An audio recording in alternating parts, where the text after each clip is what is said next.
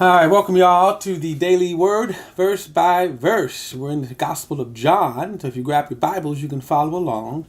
And also keep in mind that I'm using the Holman Christian Standard Bible, so the read may be different, but the message is the same. All right, I'm going to pick it up at verse 14. And remember, John traces Jesus' genealogy not only through his earthly genealogy, but he goes all the way back into eternity past. And he goes as far back as you can possibly go beyond the material world and universe, the created time and space. And as far back as you can possibly go, we run into God. And so he says, in the beginning was the Word was with God, and the Word was God. And we said it's very important to understand the term word as he's using it here, because basically it's how God chose to manifest himself, how God chose to show himself, how God chose to reveal himself. That's why John uses the term word. There's nothing deep about this, by the way, that this is the most simplistic in terms of revelation and teaching, because God meant and means that his message be understood so that we can obey it. So he says the Word was with God, the Word was God, all things were created by the Word. So who we're dealing with here is the creator of the universe. We're dealing with the creator of the universe. Now,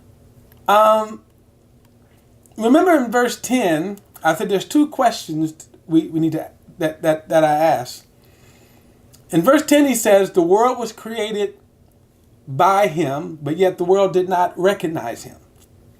And then his own people, meaning the Jewish people, they did not receive him. Now, if you go into verse 14, he says, and the Word became flesh and took up residency among us. We observed his glory. The glory is of the one and only Son from the Father, full of grace and truth. So now the creator of the universe takes upon flesh. Now we know he's talking about Jesus, right? That who we're dealing with in the person of Jesus Christ is the creator of the universe. And he took upon flesh. Now this is interesting. Let's go back to the question now. Why didn't the world recognize him? Because they saw a man, right? But it's not only that.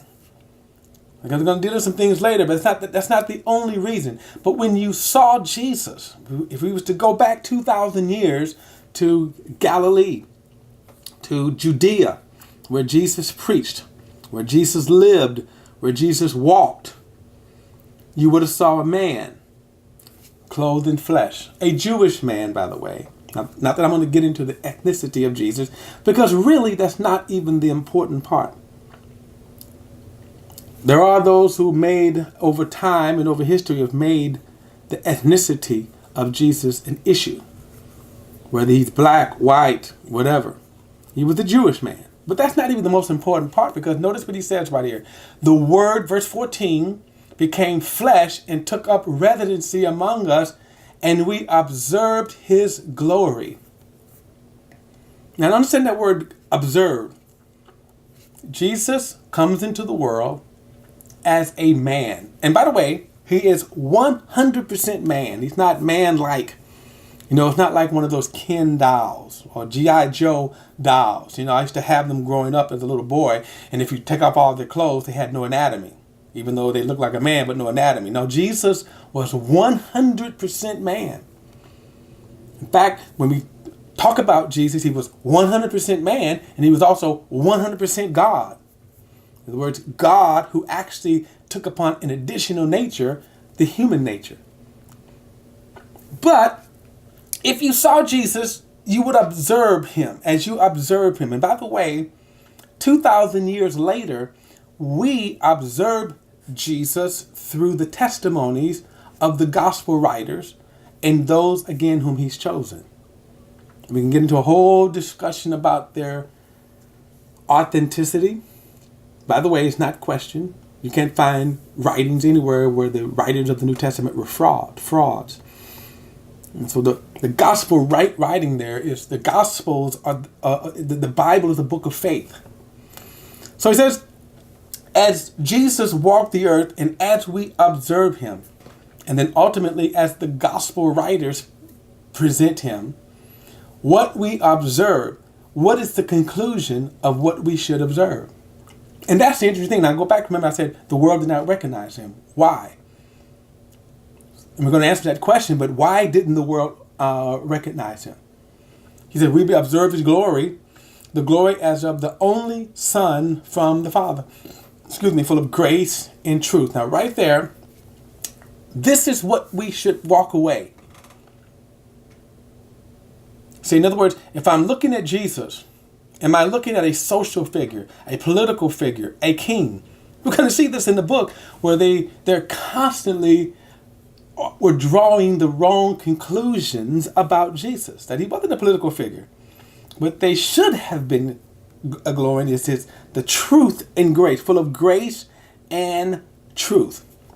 Verse 15, John testified concerning him and exclaimed, this is the one of whom I said, the one coming after me has surpassed me because he existed before me. Indeed, we have all received grace after grace from his fullness. Now this is important right here. This is important.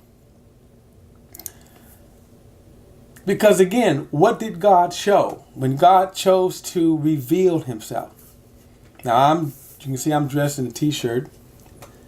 If I wanted to present another image, I could put on a suit. If I wanted to present another image, I could put on a flamboyant suit. The idea is when I say that I'm presenting myself to the world, what am I saying about myself? What is God saying about himself? This is important because this becomes foundational to understanding not only the book of John, but the entire Bible, the entire New Testament, the Gospels. Indeed, we have all received grace after grace from his fullness. Verse 17, for the law was given through Moses, and grace and truth came through Jesus Christ. Now, verse 18, no one has seen God. No one has ever seen God. The one and only Son, the one who is at the Father's side, has revealed him. Now, all that can be known of God, okay, all that can be known of God is revealed in the person of Jesus Christ. That doesn't mean that's all whom God is, by the way. It just means what God chose to reveal to us at this time is in its fullness in the person of Jesus Christ. Now, what did he show? See, what did he show? So we go back again, and verse 17, for the law was given through Moses, but grace and truth came through Jesus Christ. Now, in the next video, I'm going to define that, because I think it's important before we move on to the actual narrative of Jesus Christ. In other words, what did God show? What did he reveal? Well, he actually told us, but I'm going to explore that in the next video. I'll see you then.